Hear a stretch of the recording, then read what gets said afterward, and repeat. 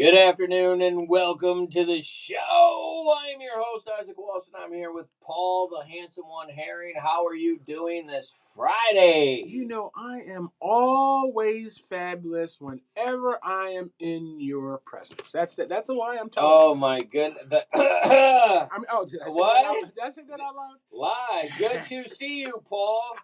This is a great day. All right. It's nice to be seen. It's been a little rainy, but the weather's clicked over, man. It's going to be beautiful this weekend and next week. Is that what they said? Is that what they said? It's going to be beautiful? It's going to be the plan. I don't have any. I got to fix Amber. Amber? Amber's broken. Yeah. Oh, the ambulance? The ambulance. It's just... What'd you do now?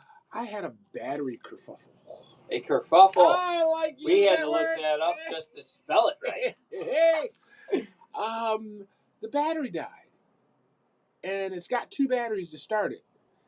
And I went to go buy two batteries, and the guy only had one. So I installed the one battery. Yeah. And I drove around for a day. A whole day. A whole day. And then when I tried to start it again, nothing. Just killed it. The dead battery killed the good battery? They explained that the way that the batteries are connected together in Amber is that the good battery has to fill up the bad battery before the bad battery can start the starter. You know that makes no sense when you say it out loud, right? It does. No, does it? It doesn't make any sense at all. It does. It doesn't make sense. It doesn't make sense because the electricity flows. And it's got to flow from one battery to the other battery to the starter. And you can't stop the flow. And it's got to fill this battery up before, and it doesn't have enough to fill that battery up, so it never... Complicated. Listen, this is your story. I'm just enjoying the show. Complicated. You asked. I did ask. You are the one that asked. So I'm just saying what I'm saying. And thanks. Yeah. All right. Moving on to that great story. I had a pretty good week. Everything was pretty good. And coming up with some funny stories. I know we got Mother's Day coming up. And I thought, it would be really good if we can find some funny mom stories that Are you can't trying to get up. me in trouble with mothers now? No, I am trying to get the internet to get people in trouble. And it's not in trouble. These are funny stories. And if you guys have a good funny story that happened to you, you post it on there. And if it's clean and good enough, I will definitely put that on there since we got Mother's Day coming up. Very good. Okay. All right, you got any good mother's stories? I do. My mother had plenty of stories. I can tell you. Which one? You want the police story, the shoplifting story, or the disrespecting my auntie story? Oh, my gosh. Oh, man, disrespecting your aunt. I don't like that one. I'm going to tell you about the cops. No. Well, that was easy, and thank you for giving me options. Yeah, you never had a choice. You never had a choice. Moving on. All right, listen. I am, maybe 13. Okay. We're moving from Detroit, Michigan to a small town in Massachusetts called Scituate, Massachusetts. Okay. Scituate. I owned a go-kart. Okay. Had to sell a go-kart. Because? There's nowhere to ride it in Scituate, Massachusetts. Absolutely nowhere. Okay, I'll take your word for it. So, had one guy come by and look at it. And he said he'd just think about it. One of the kids in the neighborhood had taken the tires off and put them in the back of the garage. He asked where the tires were. I told him. And I think Mom took us out to dinner, or we went somewhere and came back, and the go-kart was gone. They stole your go-kart. Stole the go-kart. Uh-oh. Not only did they steal the go-kart, but they took the tires. Because they knew where they were. And I'd only shown it to one person. So we knew who had it. All right, so what happened? So me and 3-4 of my friends and my brother, we pick up sticks and rocks and baseball bats. Oh, very good. Armed. To the teeth, so to speak. To the teeth. And we're going to go get the go-kart. And my mom stops us. And she says, no, we're going to call the police. We're going to do this the right way. We're going to call the police. And believe it or not, the police came. Okay. We're still standing on the sidewalk with our sticks, with our bats. And your stones. And the police officer told my mother, she said, if he drove by right now on that go-kart, we could not take it from him and give it to you. What? Which makes sense, because there's no proof that he took it and all that. Yeah. Oh. But my mother didn't see it that way. She said, thank you, officer. You have a nice day. And she looked at my brother and she said, do you know where the boy lives? And my brother said, yes. She said, go get your... Needless to say, we had a police escort. Did you get it? My brother we walked to the guy's house 3 blocks away. Mm-hmm. I don't know if you know about Detroit houses, but there's a front door. Yeah. Usually a gate on the driveway and then the back door. Yep. My brother just opened the front door, went in. We heard hollering and screaming and blah, blah, blah. He came out the side door. He walked in their house? He went in their house, through their house, out the back door, to the garage, got my go-kart, and dragged it out the driveway. But it was no longer black. They had painted it blue. To disguise it. To disguise the go-kart. To disguise it. And they had already done that within a couple hours. Boom. Yeah. Well, that's a story. Hey, good for your mom. She tried. And then she said, make it happen. Handle it. Perfect.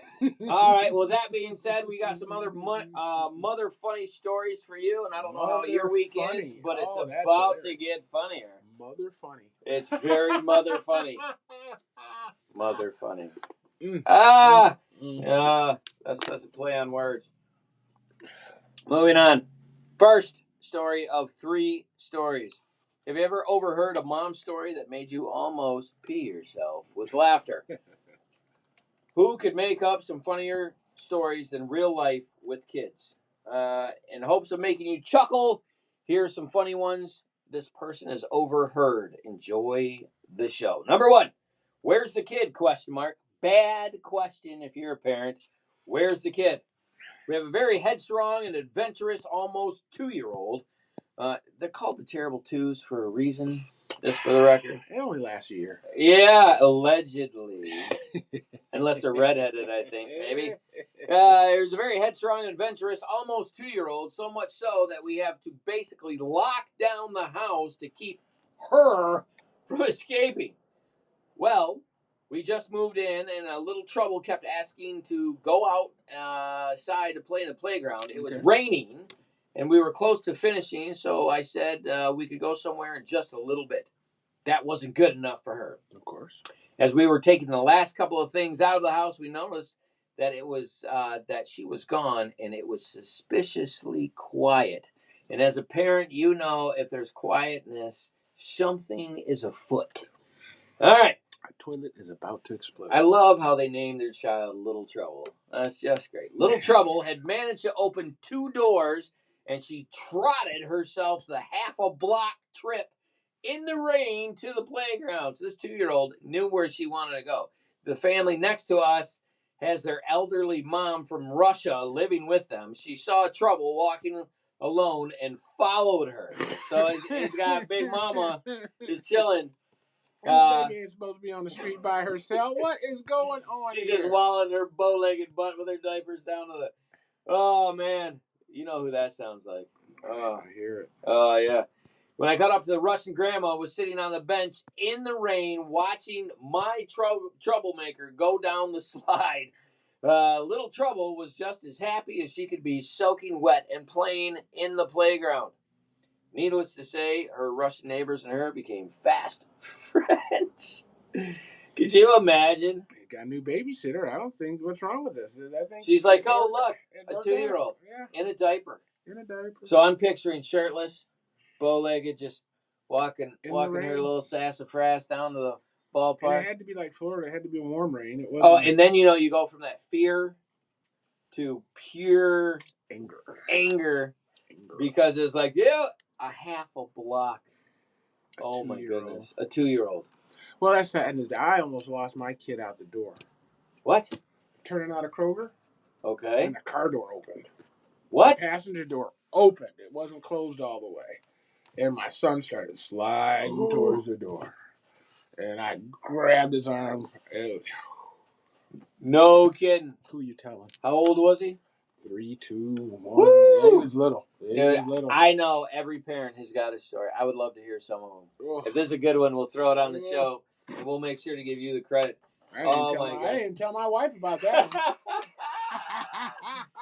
Yeah, no, it's... I guess until now. Oh, man. No, we had an incident with the kids, and we got them some spiderweb shooter things. Okay. So my grandson and my youngest granddaughter decided that they're going to shoot everybody with them, which was fine because it ran out very quickly. Mm-hmm. But then there was a second backup tank, which they decided to shoot at the ceiling. and I heard the other one go, "Hey, it sticks to the ceiling," and then our little trouble said, "Yeah, but how do you light it on fire?" And I just looked at my daughter and my son-in-law. I said, "Good luck." Oh man, This is gonna be a problem for you later. Oh my goodness. Oh gosh, I know you guys got some. Those are our stories, not yours. Number 2. The title of this story is "Say What." It says, my kids had a hard time saying blended consonants at 2 to 3 years old. Understandable. And they got in trouble for I know adults that can't say them. Ambulance. Ambulance. Fitting too. I'm about to. What happened was double H. I ain't doing that. Ain't doing nothing. Double negative. You can't tell me nothing. I know what I'm doing based off of my expensive and extensive experience in life. There you go. Yeah, I don't know. Yeah, so 2 to 3-year-olds had a problem saying blended. I'm having a problem saying blended consonants. All right, mispronouncing things in slang for male genitalia. Oh, okay. What's the slang for? All right. Oh, there's lots. Probably like 48 you know what? words. I don't even. I can't say on the radio. Right. You're right.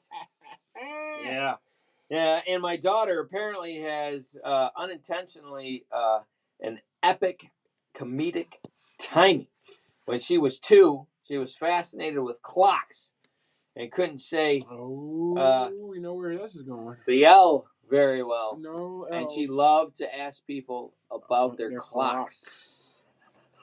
I could see where that would raise some eyebrows. Have you ever been anywhere where you didn't know the kids around and someone said a naughty word and all of a sudden you hear that naughty word? Like from under the table or something? I was at the grocery store. And this little kid saw the fire truck in the parking lot. Mm-mm. And he could not say truck. He kept saying clock. Yeah, clock. Yeah, that's what he was saying. Fire clock. That's what he was saying. Daddy, look at the... Oh, kids say the darndest things. Oh, my goodness. That is super funny. Oh, man. So, this story's not over. Fast forward 4 years. 4 years. Okay, so after the clock incident. Right? Asking everyone about their clocks. All right. Fast forward 4 years, and her 3-year-old brother has a speech delay. I'm sorry. There's a speech delay and some sensory processing issues. All right? This is just setting up for a gem. All right. He frequently carries around these long, straight connecting pieces for Kid Connects as one of the ways he meets his need for tactile sensory input. The way this is going. He calls them sticks, except he can't say st. You guessed it. Yeah. It was replaced with a D. See, I'd have gone the T way, but so he walks around chanting it over and over. He holds them up and shows people his new sticks. When he meets them, and if he misplaces his sticks, no loud public declarations yet, but it's going to happen soon where he says, Mom, I have lost my sticks. Yes. According to my mom, this is karma for loudly yelling, my vagina is itchy in a grocery store when she was 2. Well, you know, facts are facts. You know, if it itches, it itches. That's all I'm saying. And at 2, at least you knew the proper vernacular. I am trying to think. These kids have these ailments that I've never heard of. What the heck is that? All of that? I'm reading this and going, oh no. What is all of that? Tactile sensory input. Sensory input. What in the world is that? We used to call it a whooping. I was a kid. That fixed a lot of stuff. Oh my goodness.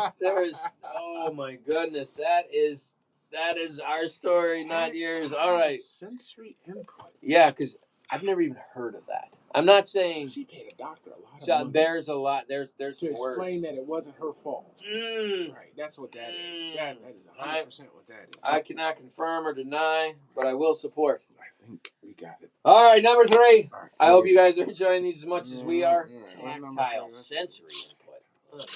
Good thing you got sticks. Number 3. Beware of diaper changes. Any parent in the history of the world that's had to use a diaper has got what I like to call the sprinkler. Do you know what that is? Oh, hit. Yeah. That's a boy baby thing. Yeah. And the girls like to refire. Yeah. You know, a good palm will deflect that shit. You gotta be. That sounds like experience. Oh, not in the eye. When you get real good, you can aim it back at them. Not that we're doing. Oh my God! Beware of the diaper changes. 2 things happen. They don't do it anymore. It's just part of being a parent, right? This is why teachers should get paid more money. I'm just saying. I agree. Because you know what you're dropping off when you drop it off, right? You do. Oh man, number 3. Beware of diaper changes. Explanation point. Parent says, while I was changing his diaper in the doctor's office, he peed upon me. He peed on my pants in a way that made it look like I peed my pants. So you get done changing the kid, and you're like, okay, go ahead. How low is this table? So there's several things that don't make sense here. Yes, this is bullcrap. I call fake news. I say maybe she was just leaning. I don't know. Here's what I know. I know we did a story last week. They go check, and they're paying $600 for that exact thing on jeans now. Do you remember that? Right. Yes. The pea-stained jeans. The pea-stained jeans. She was ahead of her time. Didn't even know it. Man, she was a fashionista. Fashion. I'm not seeing. I mean, a doctor's office table is belly high at best. So if this kid's penis was facing down towards his feet, God help him.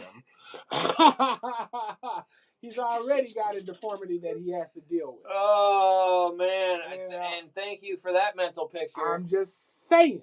Don't start with your science and logic. I'm just saying. It's just a story.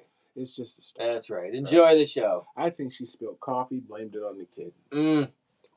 Or, you know what? I don't even want to go there. Moving on. All right. I want to thank you for tuning in to WFOV 92.1 LPFM Flint, Our Voices Radio, located on 405 University Avenue. And the number here, in case you got any clean kind of music you want. Clean on the radio, 810-259-9789. I found some clean music. You found some clean music. In a minute, 810-259-9789. You can check us out on the website, www.wfov.online. And if you got clean video, you can go to Fact Channel 17 on cable, which is the place to be seen. You don't just watch them, make them. Nice. And you can put that in there and get a hold of us at 810-239-2901. We would love to see you on television, 810-239-2901. You can check us out online, YouTube and Facebook under Spectacle TV. All right, back to the show. I'm going to tell you what I know. What did you find that was clean? I was in Nashville, Tennessee. Nashville, Tennessee. I had checked out of my hotel, and I had like 4 hours between my flight and the hotel. And I thought about going to this fish house, but I tried it 2 days before when I had the rental car, and it was closed. Yeah. So instead, I had an Uber drop me off at the nearest Waffle House. Waffle House, baby. All right. And that's did you where have I met chicken her. and... No, that's where I met her. Chicken and waffle. Met her? Yes. Okay. Satin Elise is her name. That was her name. Satin Elise. And she sang for you at the restaurant in front of all the people. She was waitress at the restaurant. And when I told her I had a radio station, she a-cappellaed her song. And it was fabulous. And it was good. She's got that Jill Scott, Tracy Chapman vibe to her. Okay. So you got to check her out. YouTube. Satin Elise. Elise. E-L-I-S-E? Sounds right. Sounds right? Sounds right. If not, I'm going to put her somewhere on the website. I got to fix the webpage for the radio station. Something fierce. I can't remember the password. What are you laughing I'm laughing because I know that's true. That's why. There is nothing. Here's the thing I don't understand. You can go in there and you don't have to change that password for 3 years, and you buy a new phone, right? And you buy the new phone, and they're like, "What's the password?" Oh crap! Right? And then you get 3 wrong, and then you're locked out for the day, right? It's ridiculous. It's ridiculous. You know what you need to do is put your wife's fingerprint in there too. I don't know if your phone does fingerprinting, the fingerprint ID. Why would you do that? Because then she can get in the phone, or whoever needs to get in the phone can get in the phone. Why would they need? Maybe they need an emergency contact number out of your phone. I don't know. Oh. They want to find out, It's just more than you having access to your phone. That's not a bad idea. I mean, I'm dealing with my brother's stuff, so I'm thinking, wow, it would have been really nice if I had access. Well, you know what I had to deal with the other day? My buddy's like, I can't find my keys. And he was in his van. Van was locked. Couldn't find the keys, right? You ever lost your keys? Everybody's in the van. Everybody's lost their keys, right? Tears through the house. He cannot find the keys to save his life, right? Luckily, he had a spare. Gets in there. It was underneath of his chair. He's got a cover, and it got under the cover somehow. I said, how did your keys go from your pocket to underneath the cover, and then you locked it? How does that happen? So guess what he did? What did he do? He found a place that has a sensor that you can GPS locate that you stick on your keychain. And he put that on there, tested it out, worked like a charm. I was like, there's only one problem. He's like, what's that? I was like, how do you unlock the van? Now you know the keys are in the van. Right, now you got to get into it. He's like, man, I got to get an extra one. I was like, yeah, maybe you just let me have one or something. Well, I did that to my dogs. I put those things on my dogs. Oh, I know. Yeah. And they take off, and you're like, yeah.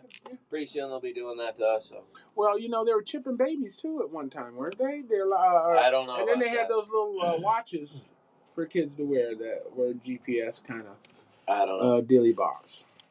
I don't know. I'm not against it. I don't know. I don't have an opinion on it. I don't know. I suppose watch your babies. Yeah, you don't want them falling out of cars. You don't want them running down to the park. We've been through this already. Oh, we have. All right. I heard a comedian say he's still waiting to be kidnapped. He's 32. He's 32. Oh, no. All right. So Flint Beat, flintbeat.com, our favorite place.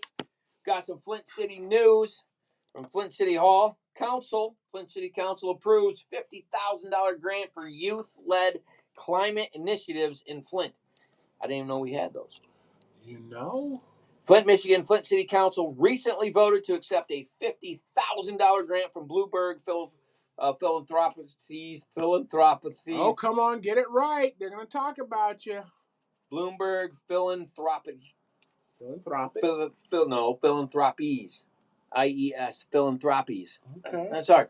Bloomberg Philanthropies to support youth-led climate project in Flint during a council meeting on Monday, April 22nd, 2024, which can be watched on Spectacle TV. Yep. Flint City Council meetings on YouTube, yeah. That's it, April 22nd, 2024. Grant Management Officer Seamus Bannon told council the grant would be distributed in micro grants of $1,000 to $5,000 to youth defined as ages 15 to 24.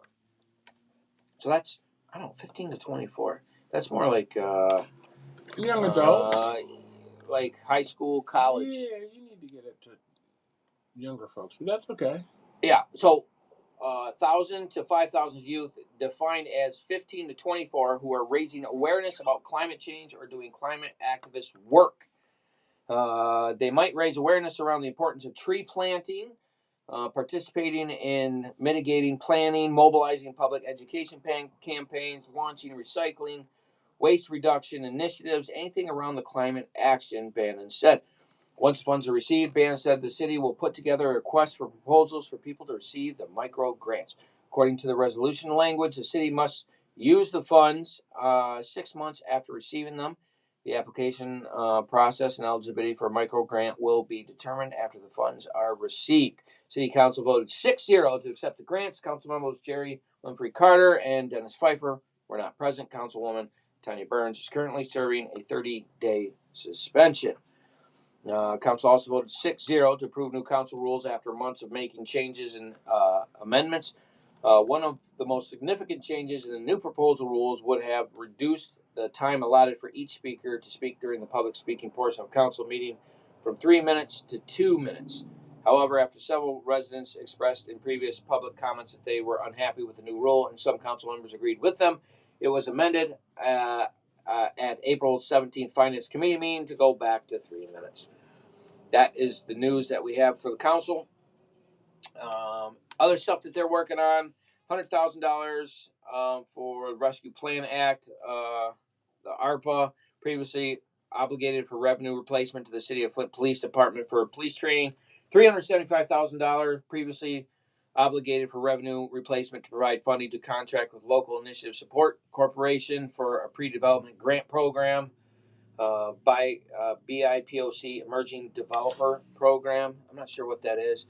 $200,000 previously obligated for revenue replacement to provide funding for the City of Flint Clean and Safe Summer Youth Job Training Program, which we highlighted last week.